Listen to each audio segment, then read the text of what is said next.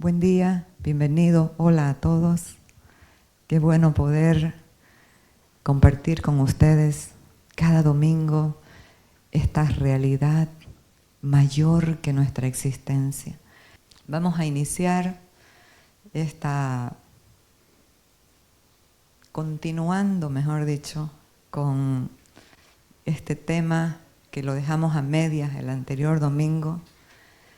Vamos a continuar hablando en sí sobre la iglesia gloriosa, la iglesia imparable, la iglesia de Cristo, esta iglesia que ni las puertas del Hades pueden prevalecer contra ella.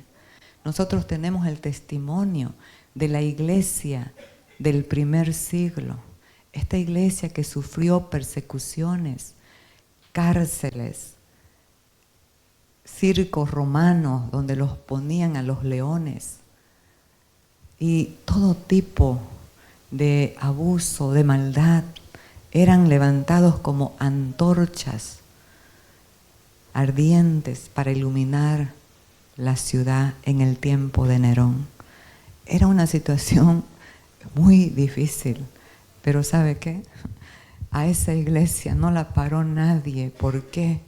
Porque era una iglesia llena del Espíritu Santo de Dios, una iglesia que tenía convicción de quién era su Señor, una iglesia sometida a la voluntad de Dios, entendiendo que era parte de una nueva creación, sabiendo que las cosas viejas habían pasado y todas eran hechas nuevas. Qué maravilloso es la iglesia de Cristo que puede entender su posición. Por eso es que nada ni nadie la puede desmarcar. Nada ni nadie puede destruir el carácter indestructible que tiene, porque tiene que ver con la naturaleza de Cristo en nosotros. Entonces, vamos a iniciar. Esta iglesia imparable nació por amor. Ese amor que a veces no podemos comprenderlo, ese amor eterno, glorioso, que nos ha hecho bien, nos sacó de la muerte y nos resucitó a una vida nueva, a una vida con propósito, a una vida de gobierno y autoridad. Esto es la iglesia. Y cuando la Biblia, las Escrituras, se refieren a la mujer o nombran algún nombre de mujer, es una figura de la iglesia de Cristo. Es figura de la iglesia siempre.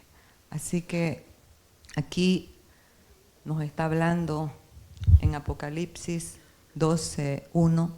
Apareció en el cielo una gran señal, una mujer vestida del sol, con la luna debajo de sus pies y sobre su cabeza una corona de 12 estrellas. ¿De quién nos está hablando? De la iglesia como Dios la ve, esa iglesia poderosa, esa iglesia de autoridad. Algunos estudiosos dicen que las 12 estrellas son las 12 tribus de Israel. Pero yo creo que en el número 12 nos habla de autoridad, nos habla de la autoridad de Cristo, conferida a la iglesia, impartida en la iglesia. ¿Seguimos? Entonces continuamos con nuestro tema, hablando sobre Esther. Como ya hemos dicho, Esther, una figura de la iglesia. Y la trata o el tema de este libro nos habla de el pueblo judío deportado a Babilonia y precisamente de Esther, una joven virgen huérfana que su primo la adoptó como hija. Y en el reino, era un reino de muchas riquezas y de mucha paz del rey Asuero. Y él hizo un banquete, imagínense, una fiesta que duró 180 días. Y después de eso, otra, más pequeña, de 7 días. Y ahí él quiso mostrar todas las bellezas, toda la belleza de su reino, porque era de tanto glamour. Las paredes, que ya lo dijimos el anterior domingo, de mármol, los vasos de oro, los asientos de oro y de plata. Era un esplendor.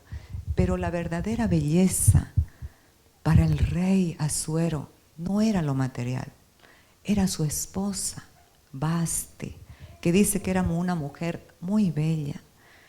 Pero hay veces que a la belleza se le suben los humos y no quieren sujetarse a la autoridad del rey. Él la mandó llamar para que sea expuesta su belleza delante de todos sus invitados, pero ella no compareció ante el llamado del rey. Se rebeló y no compareció, no apareció. Entonces él se molestó mucho y tuvo consejo con los que aconsejaban al rey y determinaron que se haga un llamado a todas las jóvenes vírgenes de la ciudad para escoger una nueva esposa para el rey. ¿Por qué? Porque esto nos habla también que Dios, en Él está implícito la autoridad. Dios no tiene autoridad. En el griego la palabra aute significa propio de sí mismo. Entonces, Dios es la autoridad. No tiene, es la autoridad. Y esta mujer, siendo su esposo una autoridad delegada por Dios, hizo caso omiso a la orden del rey y fue reemplazada. Hay un reemplazo siempre que nosotros no nos sometemos, no obedecemos a la autoridad de Dios, el Padre. Y muchos pueden decir, yo me sujeto a Dios. Pero si no te sujetas a las autoridades que ves de carne y hueso en la tierra, es mentira que te sujetas a Dios. Si los hijos no se sujetan a sus padres, es mentira. Si Efesios 5:21, someteos unos a otros en el temor de Dios. Si esposos y esposas no se sujetan a sí mismos, entre sí mismos, es mentira que hay autoridad, que se sujetan a Dios. ¿Cómo se van a sujetar a alguien que no ven si no se puede sujetar a alguien que ven? Entonces, esta iglesia, cuando hable Esther, por favor, tenga también en su mente iglesia. Esta iglesia poderosa, imparable, esta iglesia que tiene autoridad, porque Dios ya la ve así. Pero también Dios en su sabiduría haya necesario perfeccionar a esta iglesia. Entonces, y sucedió con Esther. Antes de que ella fuera escogida para reinar, Dios había trabajado en su corazón. Había pasado un proceso. ¿Por qué? Porque somos perfeccionados para gobernar. La perfección nos habla de madurez, de alcanzar madurez. ¿Para qué? Un hombre, una mujer maduro, en primer lugar, siempre va a ser humilde, porque va a reconocer su debilidad, va a reconocer su necesidad de depender de Dios. No vivir a la loca, no vivir a su manera, no vivir como golpeando el aire, como dice el apóstol Pablo, corriendo esta carrera, no como a la aventura, sino con fe, con determinación, con un sentido de dependencia y de obediencia al Espíritu Santo de Dios. Entonces, el requisito para que las jóvenes vírgenes se presenten para ser seleccionadas como la nueva esposa, la reina.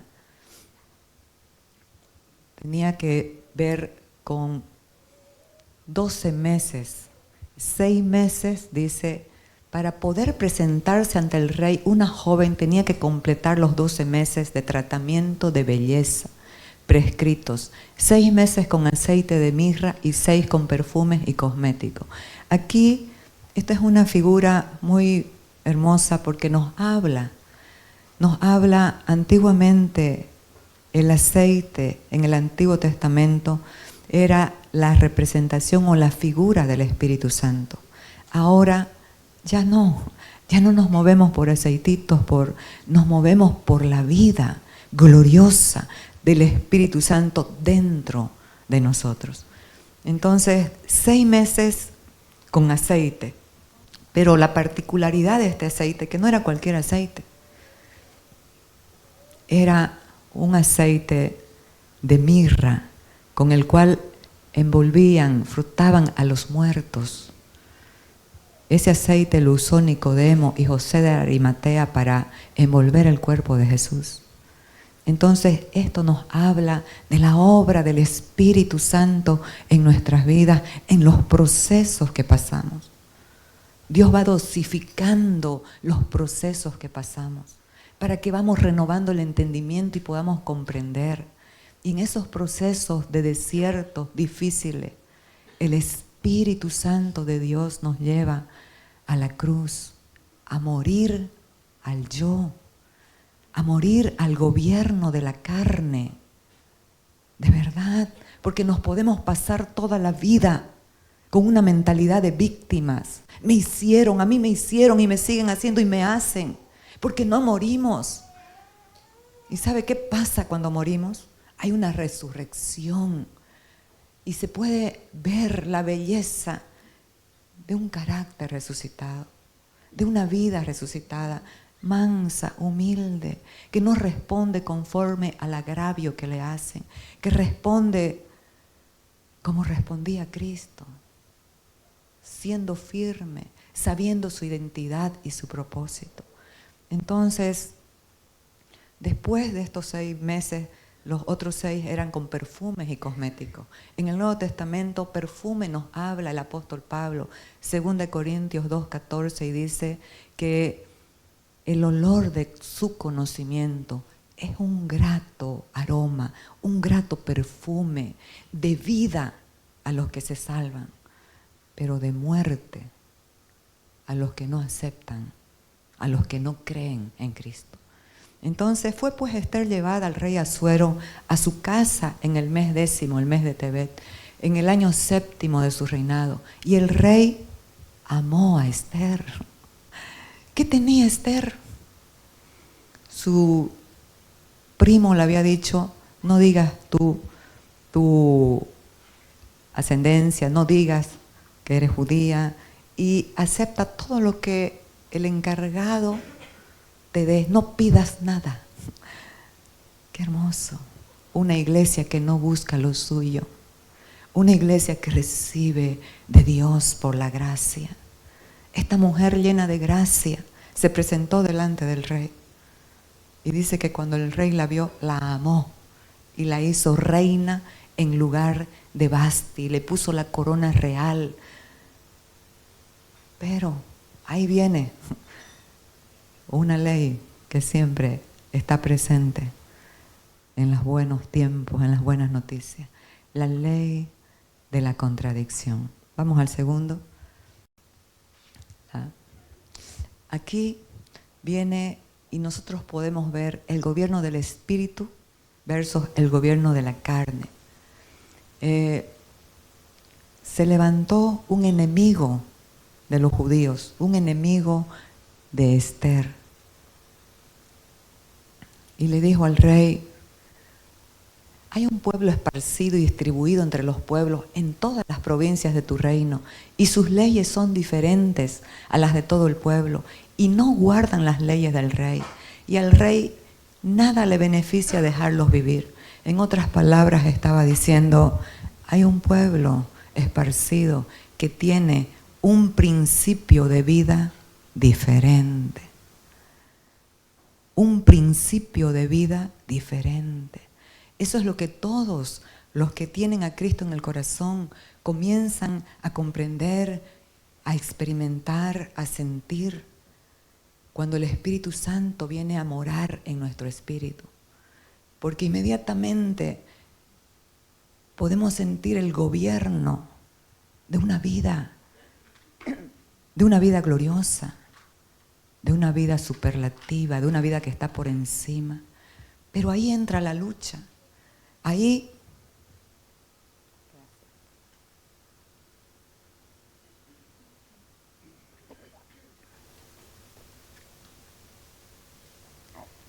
entra la lucha de la carne con el espíritu. ¿Quién es Amán? Una figura de la carne que siempre va a ir en contra de la voluntad de Dios. La carne no la podemos mejorar, no podemos hacer vana la gracia de Cristo en la cruz tratando de mejorar la carne. La carne tiene una sola dirección y es la cruz. No puedo ser más bonita, no puedo portarme mejor. Dios no le interesa eso, porque eso sigue siendo parte del árbol del conocimiento del bien y del mal. Los que no creen en Cristo también hacen el bien. Esa naturaleza debe ser clavada en la cruz. Necesitamos morir al yo cada día para que la vida nueva, la nueva creación, verdaderamente pueda crecer, formarse y manifestarse, expresarse a través de nosotros. Porque de lo contrario, siempre vamos a ser en nuestra mente o víctimas o victimarios. Entonces, la importancia de entender que nosotros somos un pueblo diferente, que tenemos un principio de vida diferente. ¿Cuál es este principio de vida diferente? Es Cristo, es la gracia, es la verdad, es su amor, es su verdad, su voluntad. Vamos al siguiente. Para esta hora has llegado al reino. Entonces, el rey Asuero aceptó hacer un edicto de muerte para todo el pueblo judío esparcido en todas las provincias de su reino. Y esa noticia le llegó a Mardoqueo. Él fue a donde estaba la reina Esther y le mandó decir la situación. Y ella le dijo que contestase, no me puedo presentar ante el rey, porque hay una ley que se presente delante del rey sin ser llamado va a morir. Y no he sido llamado en 30 días. ¿Qué hizo Mardoqueo? Que es una figura del Espíritu Santo. Porque ella ya había sido entrenada y preparada para gestionar y gobernar en las circunstancias difíciles que se le iban a presentar y que se nos presentan a todos nosotros. ¿Qué iba a hacer? Y ahí está la ayuda permanente del Espíritu Santo en nuestras vidas. Él le dijo, no pienses que te vas a librar tú y tu casa. Igualmente, aunque seas la reina, vas a perecer. En otras palabras le estaba diciendo, no pienses que con tus recursos naturales puedes librar tu vida. ¿Cuáles eran sus recursos naturales? Su belleza, el amor del rey por ella. Ya tenía una posición, era reina, podía demandar, podía decir. Y le hace recuerdo. Y le dice, ¿no será que para esta hora has llegado al reino? Amados, ¿qué está pasando en tu vida en esta hora precisamente? ¿Algo difícil? ¿Un diagnóstico terrible? ¿Alguna situación que no sabes qué hacer? Te digo que para esta hora estás en el reino de Dios. Un reino de justicia, de paz y de gozo en el Espíritu Santo de Dios. Pero ¿cuál es la premisa a donde nos lleva el Espíritu? Lo vamos a ver. Ella lo entendió y dijo, está bien, me voy a presentar delante del rey. Y si perezco, que perezca. Ahí se van todos los temores cuando soltamos lo que es tan precioso para nosotros. Ella tenía temor de morir. Su vida estaba siendo muy preciosa y es preciosa. Pero dijo algo importante, incluyendo a todo el pueblo, porque es corporativo también. Dijo, ayunen por mí. Y yo con mis doncellas voy a ayunar 3 días y 3 noches. ¿Qué estaba hablando Esther? Guiada por el Espíritu. ¿Sabe qué? 3 días y 3 noches, ¿de qué nos hablan? De la cruz. Jesucristo estuvo 3 días y 3 noches muerto por nosotros, porque la paga del pecado es la muerte. Pero al 3er día resucitó. Entonces Esther ayunó, se humilló. ¿Y qué pasó al 3er día? Vamos al próximo. El poder de la vida rendida a Cristo activa la identidad real. Ella, por posición, era reina, tenía una posición real, pero por identidad también tenía una naturaleza real, porque era de la descendencia, de la familia de Dios, que creían en Dios. Si bien Cristo no vivía dentro, pero ellos estaban sometidos a la voluntad de Dios. ¿Qué pasó? Dice que aconteció al 3er día que Esther se vistió su vestido real y entró en el palacio interior de la casa del rey, enfrente del aposento del rey. Estaba el rey sentado en su trono, en el aposento real, enfrente de la puerta del aposento. Y cuando vio a la reina Esther que estaba en el patio, ella obtuvo gracia ante sus ojos. Pero yo me preguntaba, ¿qué vio el rey? ¿Qué vio el rey? El poder, la belleza de una vida resucitada.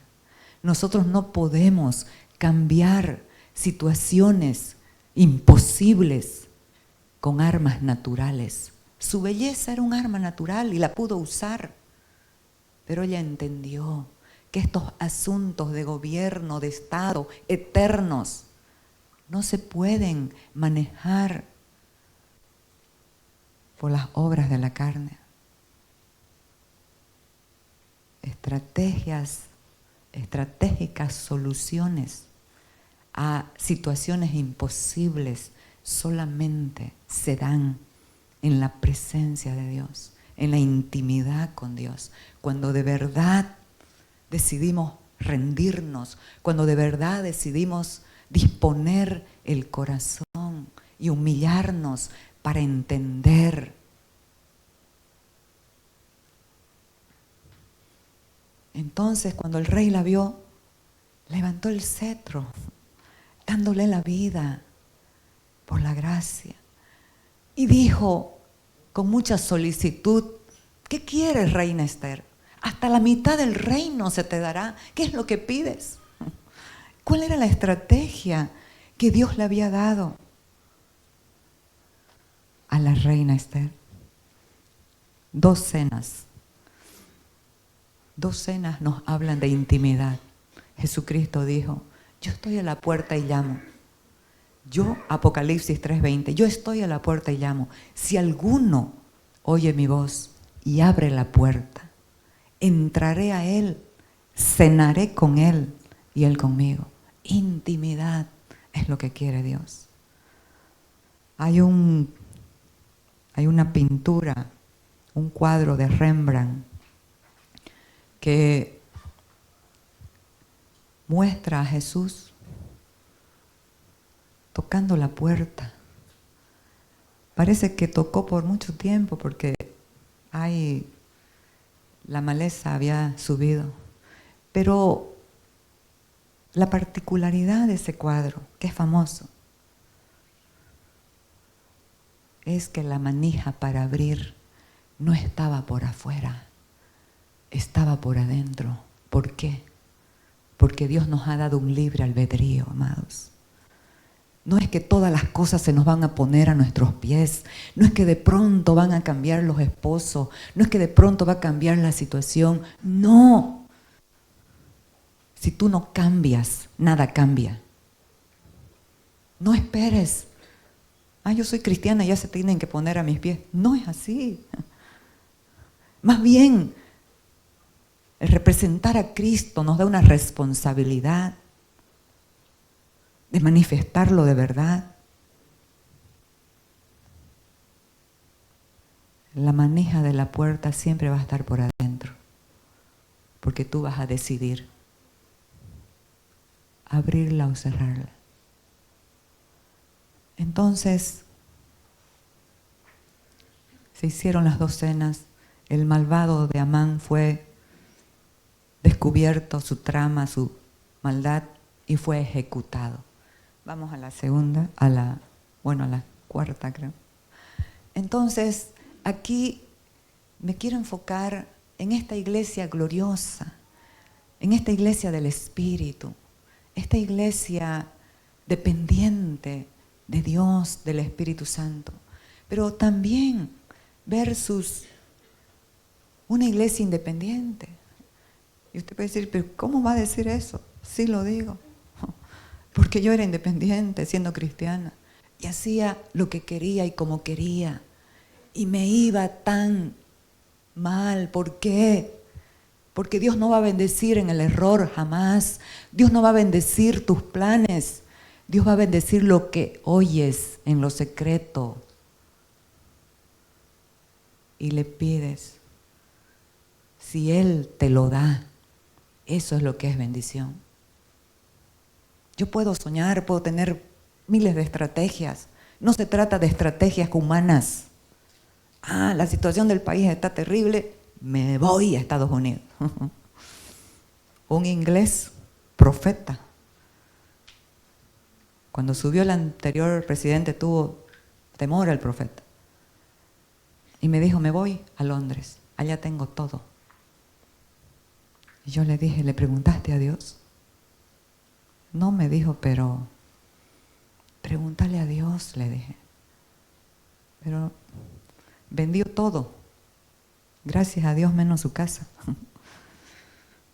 ¿Y sabe qué? La esposa sabia no dejó su trabajo, pidió vacaciones. Fueron siendo ciudadanos del Reino Unido, ciudadanos con todos los derechos. Su padre, un millonario. No se le abrió nada, ni siquiera el colegio para sus hijos. A los 3 meses tuvo que volver.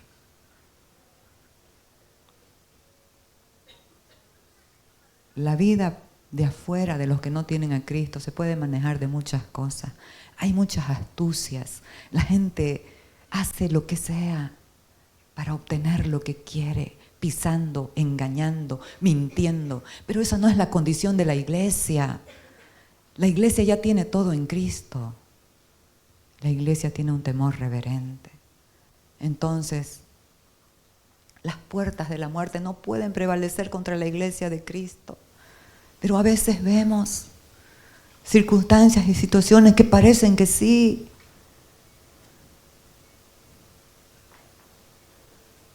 Una iglesia que depende del Espíritu, dice Juan, escribe al ángel de la iglesia en Filadelfia. Esto dice el santo, el verdadero, el que tiene la llave de David, el que abre y ninguno cierra, y cierra y ninguno abre. Amados, qué locura, de verdad lo digo, qué qué locura es pretender engañar a Dios. ¿Quién puede engañar a Dios? ¿Quién puede engañar al omnisciente? Al que todo lo conoce, al que todo lo sabe, al que antes que tú hables, ya Él sabe lo que vas a decir. No engañamos a nadie, solo a nosotros mismos. Él cierra o Él abre. Es su voluntad. Conforme a su voluntad. Pero habla de esta iglesia poderosa que decidió rendir su corazón, creerle, guardar su palabra. Cuando habla de guardar, habla también de obedecer. Algo que es precioso para nosotros. Entonces, yo conozco tus obras. Oiga, Dios conoce todo. En su lugar más íntimo, Dios conoce tus pensamientos. Dios conoce cuando estás solo o cuando estás en público. Dios te conoce. Dios conoce todo lo que haces, todo lo que piensas hacer. Él conoce todo. Yo conozco tus obras. He aquí, he puesto delante de ti una puerta abierta, la cual, no, es que la persona esa me hizo daño, se cerró. El otro se cerró. ¿Qué dice? Algunos la pueden abrir, algunos la pueden cerrar. Cuando Dios dice categóricamente todo, nada o nadie, así es. Dice, la cual nadie la puede cerrar. Diga por favor, nadie. Nadie puede cerrar lo que Dios abre. Hay un camino expedito, abierto, que es Él mismo. Esa puerta abierta, ¿quién es? Es Cristo. Él dijo, yo soy la puerta. Por mí entrarán y hallarán pastos, descanso, paz, gozo y todo lo que necesitamos incluido en Él, en Cristo. Porque aunque tienes poca fuerza, Dios conoce. Dios conoce nuestra debilidad, oiga. Todos somos débiles. Todos podemos meter la pata en algún momento, somos débiles. Pero eso no es problema para Dios. ¿Sabe cuál es el problema para Dios? Algo premeditado, sostenido. Porque podemos fallar, nos equivocamos. Hasta a veces estamos sinceramente engañados. Pero cuando entendemos, cuando se nos hace, se nos revela, nos arrepentimos de verdad. La situación es que entristece el corazón de Dios, que apaga la operación del Espíritu en nosotros. Es algo sostenido, algo de orgullo, que cuando sabemos que estamos haciendo mal, persistimos en hacerlo. Cuando sabemos que estamos haciendo lo que no debemos, persistimos. ¿Sabe qué? Números 15. La soberbia ultraja a Jehová. El orgullo ultraja a Dios. Necesitamos humillarnos. La gente humilde es hermosa. No tiene aires de grandeza. La gente humilde es una tierra productiva. Es una tierra fértil. La gente humilde es una tierra que produce muchos frutos. Y la humildad tiene que ver con la fe. Porque cuando somos orgullosos y no se nos da lo que pedimos, lo dice Habacuc, ¿qué sucede? El alma que no es recta se aparta, pero el justo por la fe vivirá. La fe es no una herramienta que la podemos usar en cualquier momento o de repente, no. La fe es la vida del justo. Vivimos por la fe. Entonces, aunque tienes poca fuerza, Él sabe nuestra debilidad. Pero también cuando hay un corazón que sí quiere obedecer a Dios, va a prestar atención, va a estar atento a lo que Dios dice, para obedecer su voz, para obedecer la palabra. Y eso es maravilloso, porque permite que Cristo se vaya formando y Cristo vaya gobernando nuestras vidas. Aunque tienes poca fuerza, has guardado mi palabra. Oiga, qué descanso es obedecer a la palabra, guardar la palabra. El apóstol Pablo decía, yo sé a quién he creído y es poderoso para guardar mi depósito para aquel día. ¿De qué estaba lleno el depósito del apóstol Pablo? De la verdad, de la palabra de Dios, de la victoria de Cristo. Has guardado mi palabra y no has negado mi nombre. No solamente negamos el nombre cuando nos preguntan, ¿crees en Cristo? Y nos da vergüenza. No creo. ¿Sabe cuándo negamos su nombre? Cuando estamos incoherentes. Cuando decimos una cosa y nuestras acciones son otras. Estamos negando el nombre que es sobre todo nombre, en el cual toda rodilla se doblará, de los que están en el cielo, en la tierra y debajo de la tierra. ¿Cuánto más la iglesia? Ahora, la iglesia independiente del Espíritu. Aún hay una iglesia invisible. Esa iglesia que depende del Espíritu. Esa iglesia poderosa. Pero también hay una iglesia visible que tiene mucha hoja.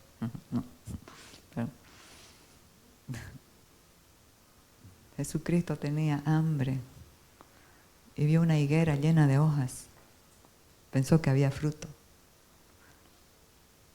Y fue a buscar fruto en ella. No lo halló. Se molestó mucho.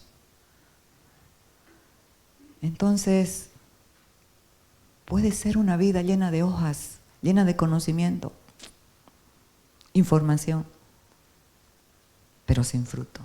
¿Qué fruto? El fruto del Espíritu. ¿Cuál es el fruto del Espíritu? Amor, gozo, paz, bondad, fe, mansedumbre, templanza. Oiga, ¿sabe qué? Esa es una vida de descanso. Es una vida gobernada por el Espíritu. Entonces, la iglesia que parece, pero que no es. Jesús lo dijo, no lo digo yo. Lo vamos a leer. Escribe al ángel de la iglesia en Sardis, el que tiene los 7 espíritus de Dios y las 7 estrellas, dice esto. Yo conozco tus obras. Él conoce todo. Que tienes nombre de que vives y estás muerto. Pero la gracia de Dios siempre va a estar ahí. Y la gracia de Dios siempre tiene que estar en la iglesia. Para no apagar el pabilo que está humeando. Para no quebrar la caña cascada. Por eso es que dice, le da una instrucción de amor, de alineamiento. ¿Saben qué, amados? He comprendido que el amor de Dios nos habla firme. El amor debe ser firme, dijo el doctor Dobson en un libro. El amor debe ser firme con nuestros hijos, con nuestras propias vidas, sin ofender a nadie. Aunque no sea esa nuestra intención, a veces ofende. ¿O no? Jesucristo les dijo a sus discípulos, ellos decían, dura es esta palabra, ¿quién la puede oír? Y Él les dijo, ¿esto les ofende? ¿Quieren irse también ustedes? Pero ahí el metepata, pero apasionado de Pedro, dijo, no, ¿a quién iremos? Si solo tú tienes palabras de vida eterna. Entonces, tienes nombre de que vives, pero estás muerto. Pero aquí entra la instrucción, el alineamiento de amor. Sé vigilante, o sea, enfócate. Si estás disperso, si estás distraído con muchas cosas, amados, todo va a pasar. Nos distraemos en cosas que no tienen relevancia eterna. Todo va a pasar, pero la palabra no pasará. Lo que dice la palabra es la verdad. Sé vigilante y afirma las otras cosas que están para morir, porque no he hallado tus obras perfectas delante de Dios. O sea, nuevamente lo digo, Dios no es cuadrado para decir 5 por 5 y así.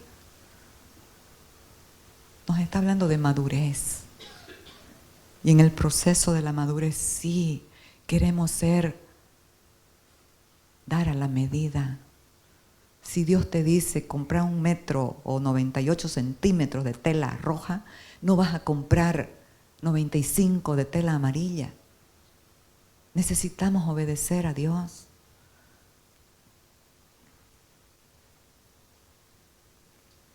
Pero aquí es tan hermoso esto. Acuérdate pues de lo que has recibido y oído. ¿Qué hemos recibido? A veces lo damos por sentado o no lo estimamos. ¿Qué hemos recibido? ¿Qué hemos recibido? La vida de Cristo, la vida poderosa, la vida Zoe, la vida superlativa. Está dentro de esta vida bios. Esta vida bios, física, puede desaparecer en cualquier momento. Pero la vida de Cristo es eterna.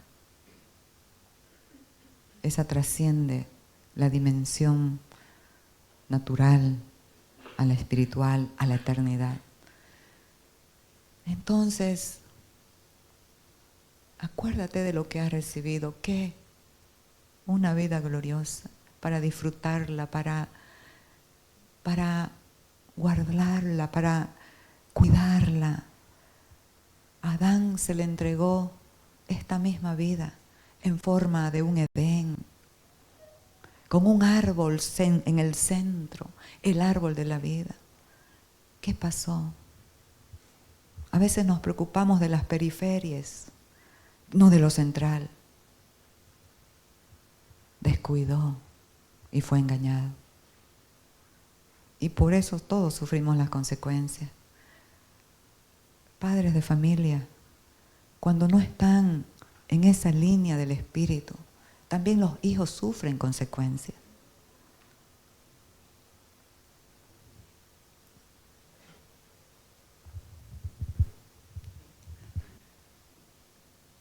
Lo que has recibido y oído, guárdalo y arrepiéntete. Tiempo de alineamiento para la iglesia. Esto es serio. No podemos estar jugando a la iglesia. No venimos aquí a entretener a nadie. Venimos aquí a hablar asuntos de gobierno, porque es importante.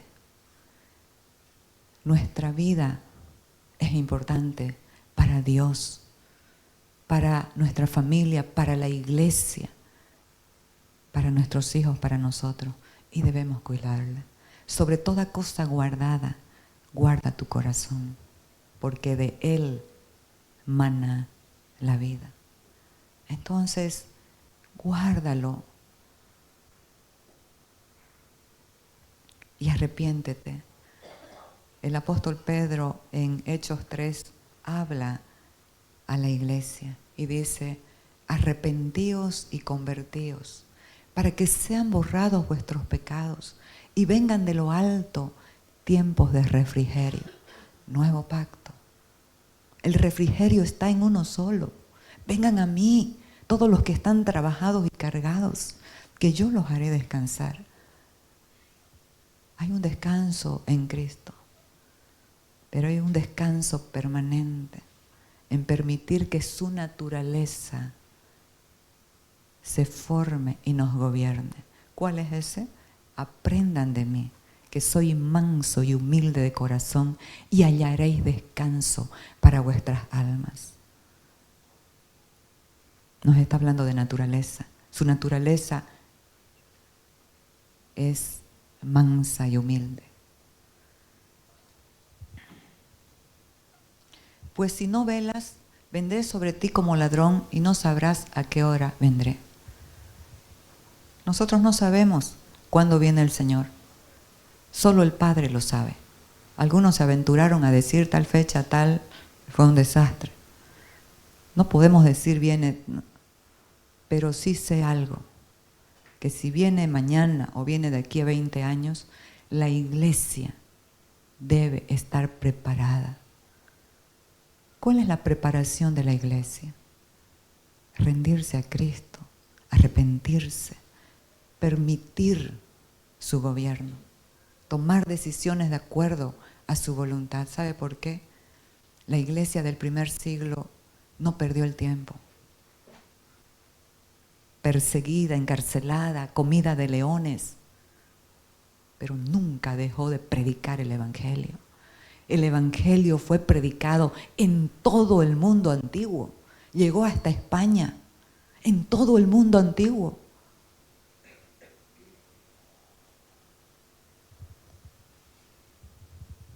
Vamos a la siguiente.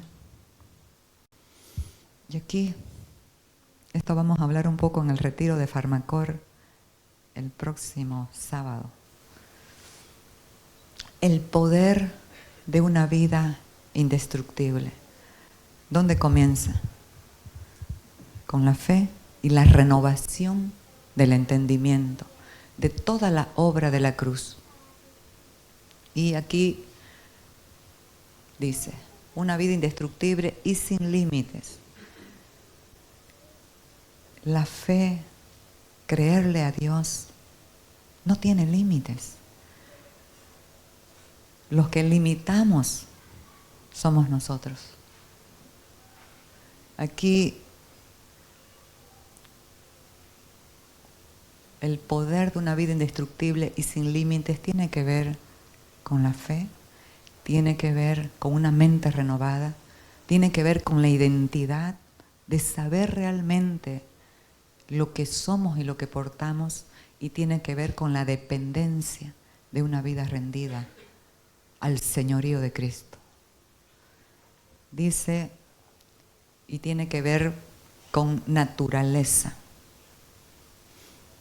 Hebreos dice, y esto es aún más manifiesto si a semejanza de Melquisedec se levanta un sacerdote distinto, no constituido conforme a la ley del mandamiento acerca de la descendencia, sino según el poder de una vida indestructible. Los sacerdotes del antiguo pacto tenían que ser descendientes, tenían que pertenecer a la tribu de Leví. Era la tribu encargada de todos los oficios del templo. Pero como Jesús siempre rompe la cancha,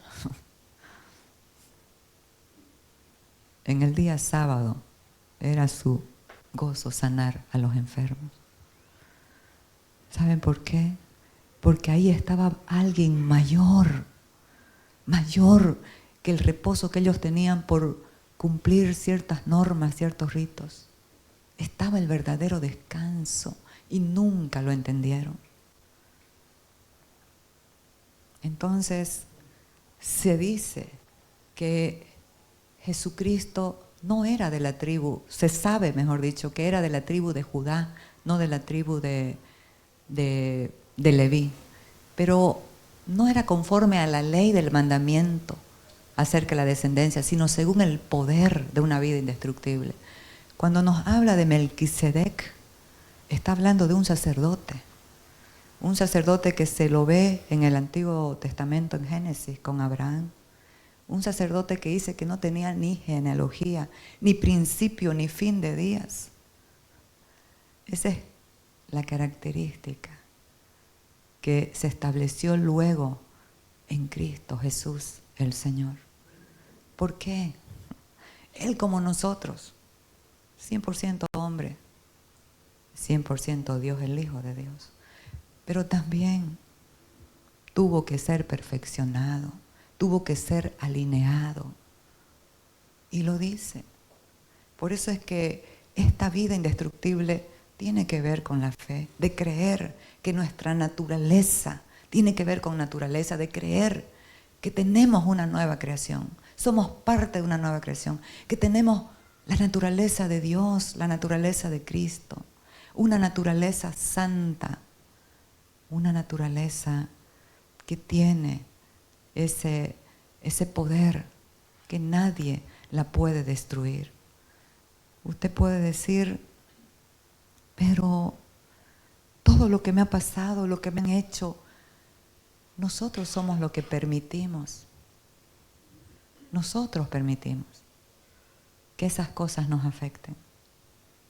A José, sus propios hermanos lo odiaban, le tenían envidia, lo vendieron como esclavo.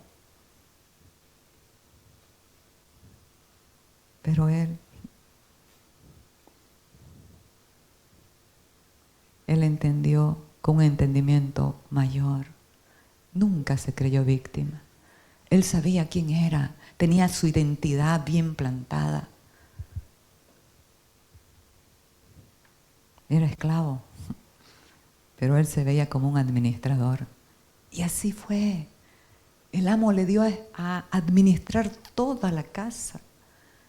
Fue calumniado, por lo cual, por obedecer a Dios, fue calumniado. Y lo mandaron a la cárcel, pero en la cárcel llegó a tener una posición muy alta, porque la gente que se humilla, la gente que le obedece a Dios, la gente que le cree, tiene autoridad para gobernar, para gestionar, por amor. En la cárcel miraba la situación de los presos, sus caras desanimadas, y les daba ánimo, les daba aliento. Amados, nadie te puede destruir, es verdad. Si te hacen, pero me engañaron, pero me hicieron, pero nadie te puede destruir. Solo tú mismo, si permites que la amargura, que el desánimo, que el temor, si le das gusto a la trampa de Satanás, que es la ofensa. En la vida nos van a ofender. Pero soy cristiana, ¿por cómo me van a ofender? Sí, te van a ofender, mucho más. Hay alguien encargado, como un león rugiente, que está buscando a quien devorar. No devora mundanos, devora cristianos. Es verdad. ¿Qué les interesa a los del mundo si ya los tiene? Tú eres lo que él persigue. Nuevo pacto. Anda como león rugiente buscando a quien devorar, al cual resistid firmes en la fe, sabiendo que vuestros hermanos están pasando los mismos padecimientos en todo el mundo. Entonces, nuestro ejemplo glorioso de vida siempre va a ser Cristo. ¿Y qué pasó con Cristo? Teniendo una vida de carácter indestructible, pero era odiado, rechazado. Todos lo querían matar. Este es un mentiroso, se cree el Hijo de Dios, dice blasfemias. Este hombre sí que ha sido rechazado, odiado, humillado.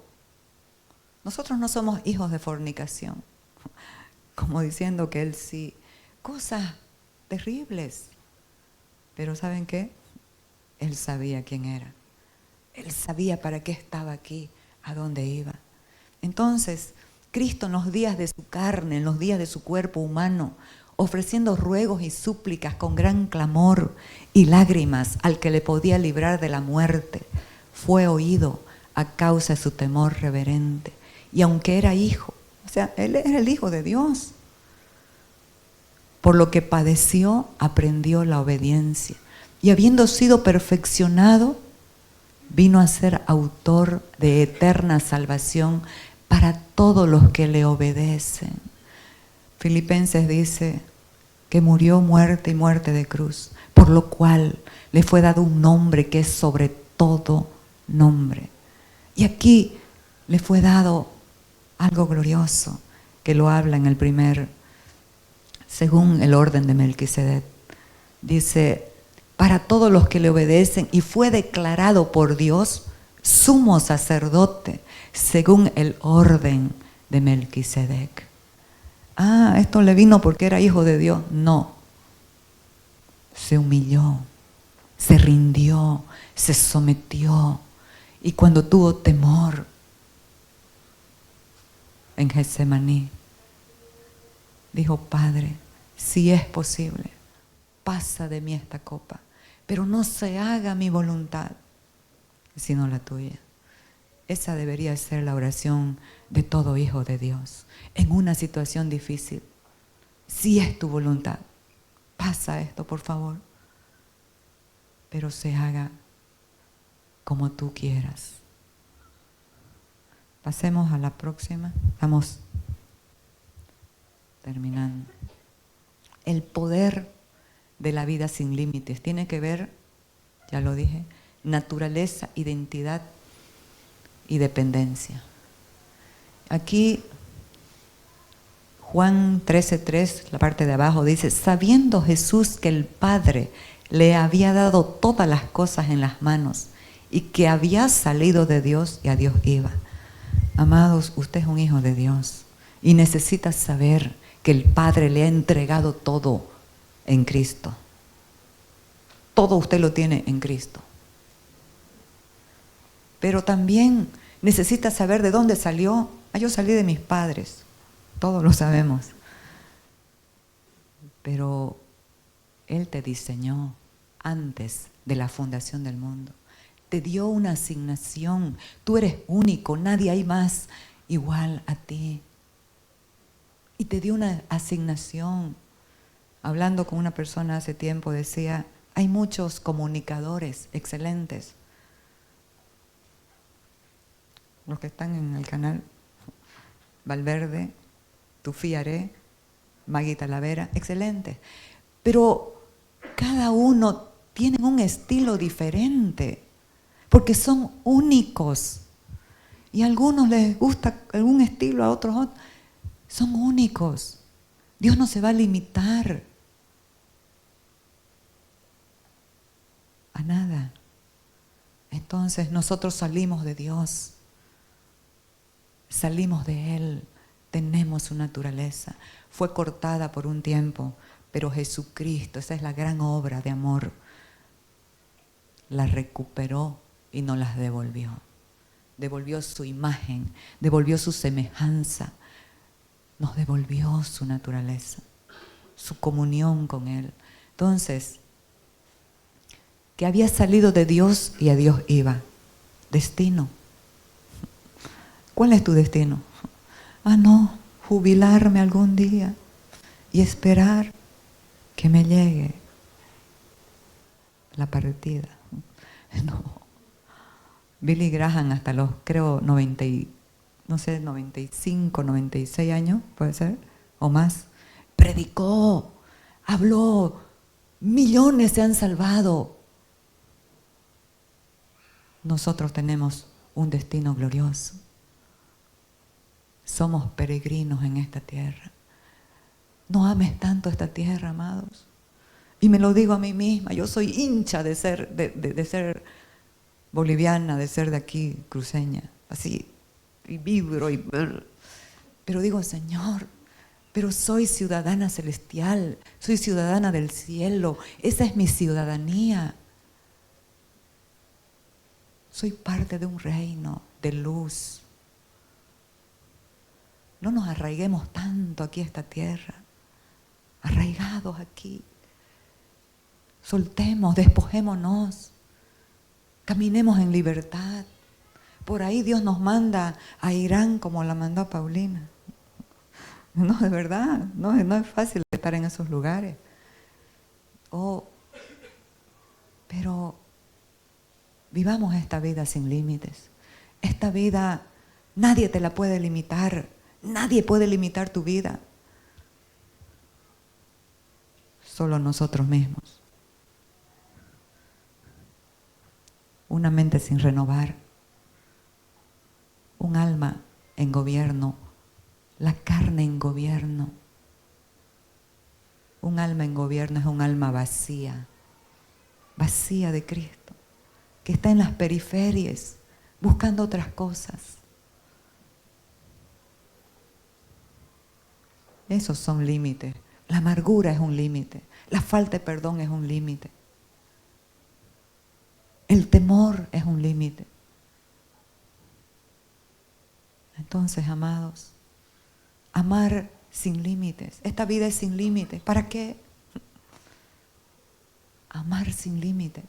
Perdonar sin límites. Y no estoy hablando que la gente que te hace daño 1000 veces y lo perdonas, está raíz de Chucky con él. No.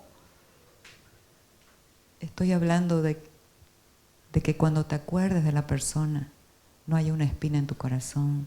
Que cuando te acuerdes de la persona puedas bendecirlo en libertad. Bendecirla en libertad. No se trata de estar del corchete de la gente que nos hace daño. Se trata de la libertad de nuestro corazón.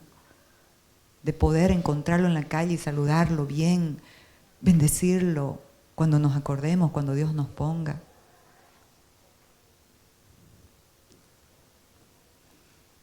Entonces, aquí la gente, la iglesia que solamente quiere información, invierte el orden de los factores. Y dice que el orden de los factores no altera el producto, pero en este reino sí lo altera. Y Jesús nos lo enseña muy bien acá.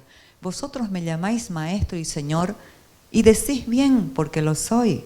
Y aquí le cambia la cancha, lo que es verdad. Pues si yo el Señor y el Maestro, ellos lo veían como maestro. ¿Saben por qué? Porque la gente solo quiere recibir enseñanza, pero no quiere aplicarla a su vida, no quiere obedecerla. Pero Él les deja claro, pues yo el Señor y el Maestro, ¿qué había hecho Él? Se despojó de su manto sin costura, que eso nos habla, era de mucho valor, de mucho precio, pero el sentido simbólico, se despojó de su realeza, se despojó de su gloria, se despojó y se puso a servir, a lavar los pies mugrientos de los discípulos. Y la Iglesia Católica ha tomado eso, está bien, no digo nada contra eso, pero no se trata solamente literal. Lavar los pies de aquellos que se han ensuciado, dándoles una palabra, orando por ellos, dándoles ánimo, aliento, acompañando de repente en sus situaciones. Para que así como yo he hecho, ustedes hagan, pero estableciendo su señorío. Y aquí dice, de cierto os digo, el siervo no es mayor que su Señor. Necesitamos someternos al señorío de Cristo. Ese es un problema grave en la iglesia. Le vale nada lo que Cristo diga. Y nos tiene que valer.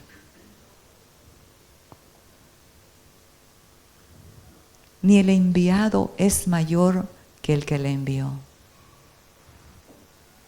Si sabéis estas cosas, bienaventurados seréis.